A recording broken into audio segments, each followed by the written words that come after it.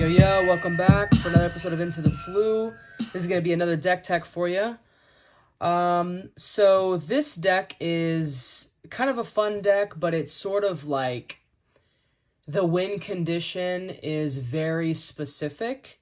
And so it's kind of fun to just practice with it and see if you could eventually, pull it off. But at the end of the day, if you don't, it's an okay deck to play with. It's fun, but you're just going to do damage kind of here and there. So we're going to jump into it and see what it's all about. So Madam Pomfrey is a starting character, which it says once per game, you may shuffle up to 12 non-healing cards from your discard pile into your deck. I really like Madam Pomfrey. I don't have too many decks that start with her, but I definitely have her in many decks, just like as a secondary character, just kind of adding some help. I also have, as a secondary character, Hannah Abbott. Once per game, you may trade 2 cards in your hand for 2 non-healing cards in your discard pile. So these are the 2 characters that I have. Again, Madam Pomfrey as being the starting character. We've got a 2-color deck here, so 10 Quidditch lessons and 10 Transfiguration lessons, a total of 20 lessons that we have in this deck. I'll put those aside over here. And let's jump into the cards. So for our spells, we've got Take Root. Your opponent chooses one of his or her creatures in play and discards it. So this is 4 Take Root. And we've got Platform 9 3/4. To play this card, discard one of your lessons from play. You get 2 more actions this turn. Actions are kind of everything in this game, so it's always nice to be able to have an extra one. Draco's Trick. Discard the adventure you've played. You get the reward. We've got 4 of those. And then we've got 4 Transfiguration Test. If your opponent has 2 or more creatures in play, he or she chooses one of them and discards the rest.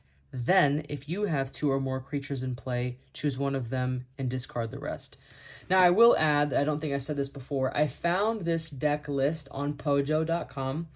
For those who are unfamiliar with that, it's an old website that has... Well, I think it's still around. I always say it's an old website because I think of it from when I would just go to find Harry Potter TCG stuff.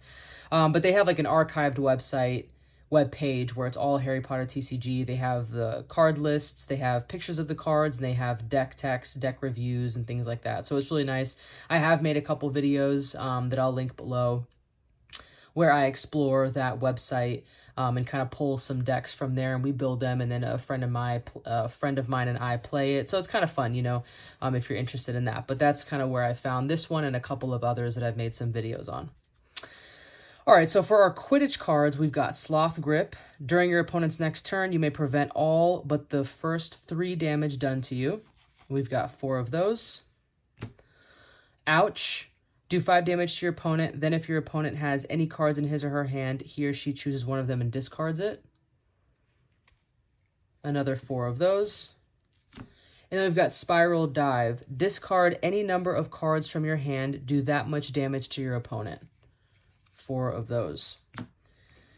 Now this is kind of where half of the win condition sort of comes in, and I'll explain that once we go through the cards, but we've got some adventures as well. So, Midnight Duel, my absolute favorite art. I love this art so much. Play this card only if you have at least 5 lessons in play. To use an action to play a creature or spell card from his or her hand, your opponent must discard another card from his or her hand. To solve it, your opponent chooses 4 of his or her cards in play and discards them, and the reward is that your opponent may draw 4 cards. All right, so we've got 3 of those, and I'll set them here. Diagon Alley. Your opponent can't use actions to draw cards.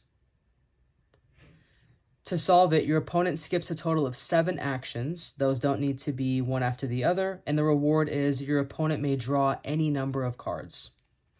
And we've got 4 of those. And then I've got 4 Riding the Centaur, another really good adventure from Adventures at Hogwarts that I like.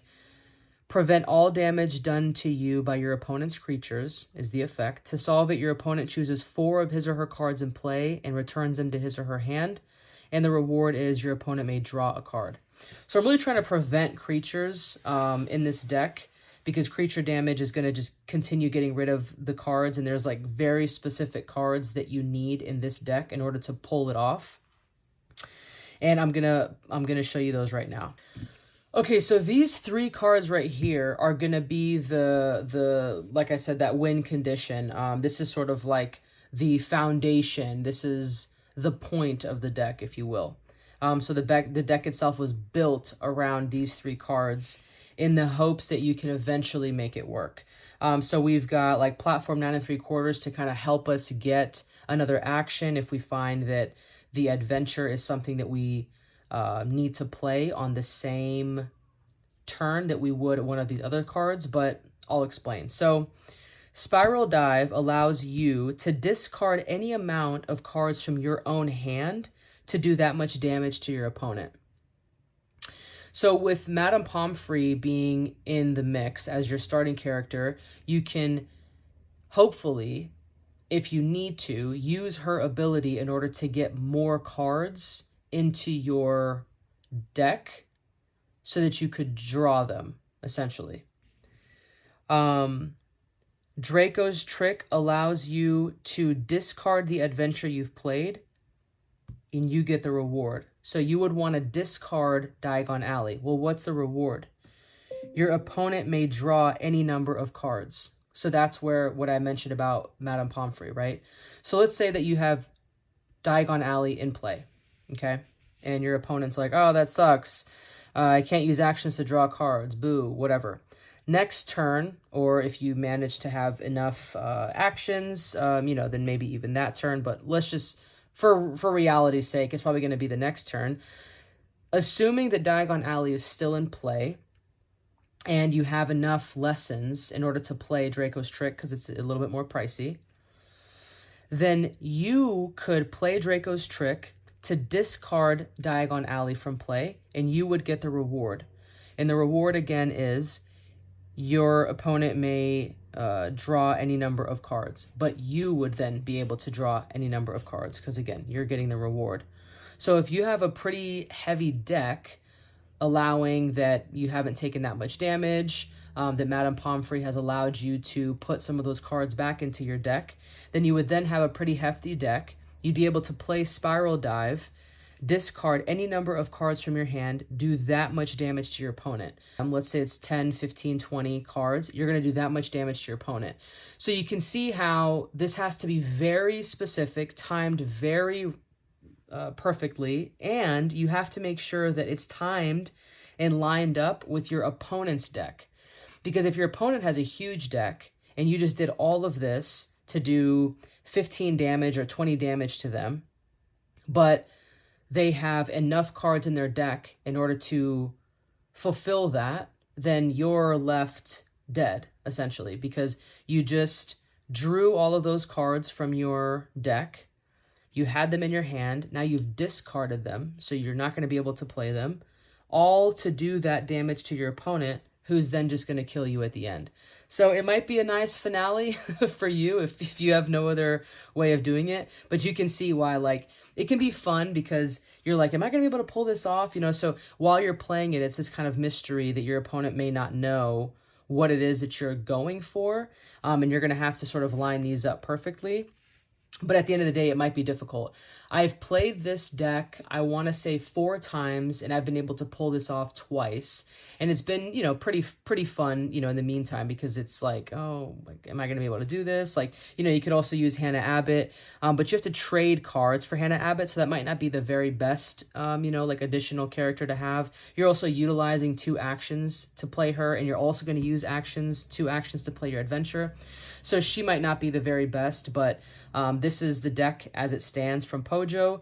I might change a few things, but I've got a few other decks that I kind of pay more attention to, I admit. So I haven't really done any edits to this deck. But this is it. I forgot what it was called. Maybe I'll go back and try to look for it again. But nonetheless, this is a pretty unique deck. You can kind of tell that it's, again, sort of one of those things that you're like, what? Okay, well, that sucked. It didn't work. But it's unique. You know, you sometimes just having those decks that are creature damage or spell damage, they can get a little mundane. So having something like this can spice it up a bit. So let me know your thoughts. Is this a deck that you would build? Is this a deck that you think is super lame? You know, all that kind of stuff. And if you are building decks or you're interested in it, you know, please consider joining the league. We'd love to play with you. If you just want to reach out for a game or two, you can reach out to me at Harry Potter Morsi on Instagram, or just leave a comment and we can schedule a game or two. I think it'd be a lot of fun. So anyway, as always, have fun and we'll see you next time.